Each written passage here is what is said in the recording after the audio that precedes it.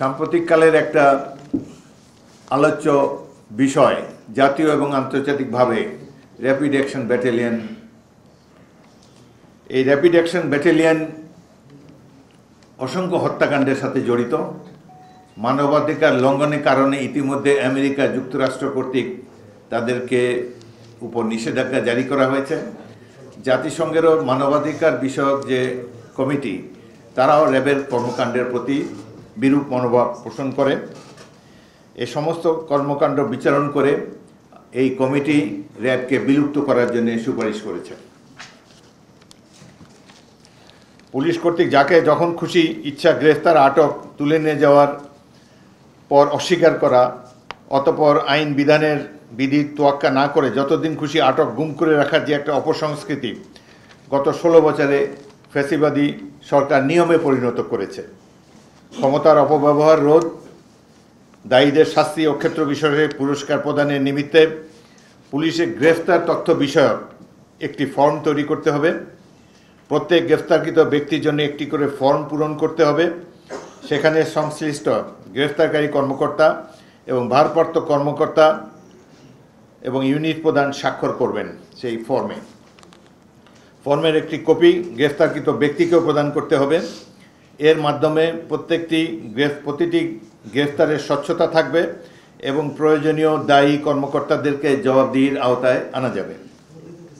এই স্বচ্ছতা ও জবাবদিহিতা নিশ্চিতকল্পে সুপ্রিম কোর্টের নির্দেশনা 69 DLR 2017 কঠোরভাবে অনুসরণ করতে হবে।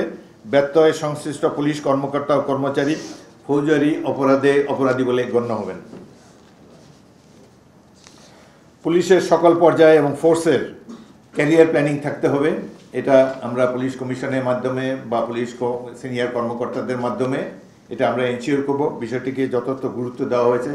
পুলিশের কেবলমাত্র অমুক জেলায় বাড়ি এই কারণে যেন তার প্রমোশন হয় এবং নানাবিধ কারণে কথিত কল্পকাহিনীতে কোনো একজন মেধাবী পুলিশ কর্মকর্তাকে বঞ্চিত করা, এই সুযোগ আমরা কাউকে দিতে চাই না।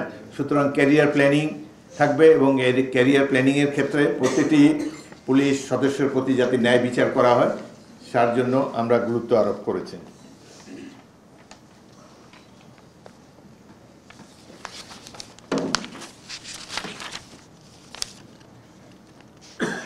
পুলিশ প্রশিক্ষণ প্রতিষ্ঠানসমূহে মানবাধিকার ও শৃঙ্খলা রক্ষায় শক্তি প্রয়োগ বিষয়ে আরও জোরালো প্রশিক্ষণের বিষয় আমরা অন্তর্ভুক্ত করেছি। উচ্ছৃঙ্খল জনতা নিয়ন্ত্রণ ফোর্স কন্টিনিয়াম শক্তি প্রয়োগের ধারাবাহিক গাইডলাইন কঠিনভাবে শেখাতে হবে।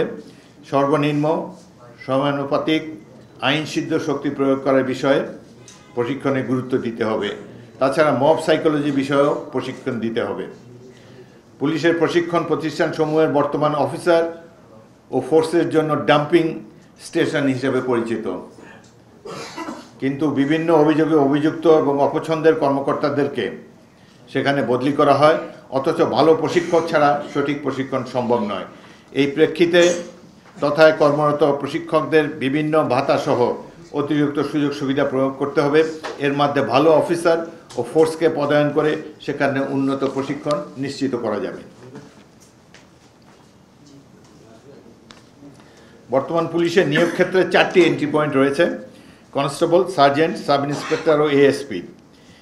এটি শুধু পদায়ন ও পদোন্নতিতেই বিভিন্ন বিড়ম্বনার সৃষ্টি করে না, পাশাপাশি চাকরি জীবনের শুরু থেকে শেষ পর্যন্ত পুলিশ সদস্যবৃন্দের মধ্যে এই বিভাজন এই বাহিনীর সমন্বয় ও শৃঙ্খলাকে বিঘ্নিত করে। অতএব নিয়োগের ক্ষেত্রে এন্ট্রি পয়েন্টে উল্লিখিত 4 প্রকার নিয়োগের পরিবর্তে আমাদের এই কমিটি নিম্নবর্ণিত 2টি স্তর বিশিষ্ট নিয়োগ প্রক্রিয়া চালু করার সুপারিশ করেছে। প্রথম স্তর হবে কনস্টেবল পদ। এই পদে নিয়োগের ক্ষেত্রে ন্যূনতম শিক্ষাগত যোগ্যতা উচ্চ মাধ্যমিক উত্তীর্ণ হতে হবে। পরবর্তীতে যোগ্যতার ভিত্তিতে ন্যূনতম 4টি পদে পদোন্নতির অব্যাহত সুযোগ থাকতে হবে। কনস্টেবল পদে নিয়োগপ্রাপ্তরা ইতিমধ্যে নির্দিষ্ট চাকরির মেয়াদ শেষে বিভাগীয় পরীক্ষায় উত্তীর্ণ হওয়া সাপেক্ষে পর্যায়ক্রমে এএসআই, এসআই, ইন্সপেক্টর ইত্যাদি পদে পদোন্নতি পাবে।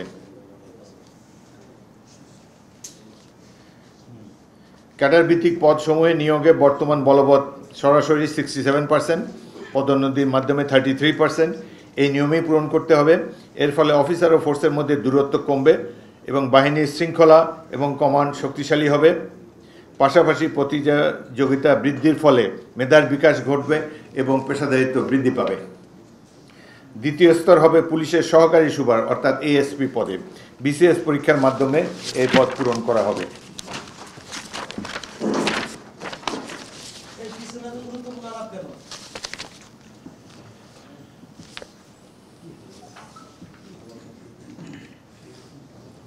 পুলিশের বিভিন্ন বাহিনী ওভারওয়ার্কড। আইএলও কনভেনশন অনুযায়ী 8 ঘন্টা দিন এবং 40 ঘন্টা সপ্তাহ নির্ধারণ করে সপ্তাহে পূর্ণ একদিন ছুটি ভোগের সুযোগ তাদেরকে দিতে হবে।